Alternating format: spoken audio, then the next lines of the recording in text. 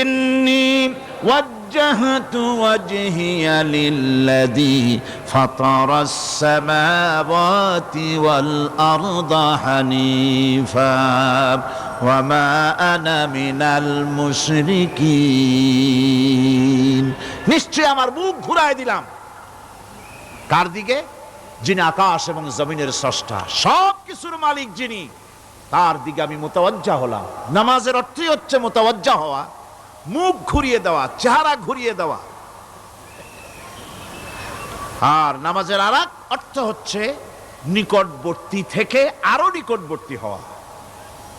আল্লাহ রাব্বুল আলামিন বলেন, নিকটবর্তী হতে হলে ওয়াসজুদ ওয়াকতারিব, সেজদা দাও আর সেজদার মাধ্যমে আমার নিকটবর্তী হয়ে যাও। সেজদা দিলেই আল্লাহর নিকটবর্তী হওয়া যায়। কোন সুবহানাল্লাহ।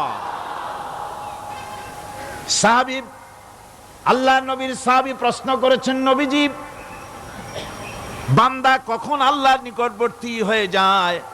নবীজি বলেছেন, বান্দা যখন সেজদা দেয় তখন আল্লাহর বান্দার মাঝে কোনো হিজাব থাকে না, একদম আল্লাহ পাকের নিকটবর্তী হয়ে যায় বান্দা যখন সেজদায় পড়ে যায়।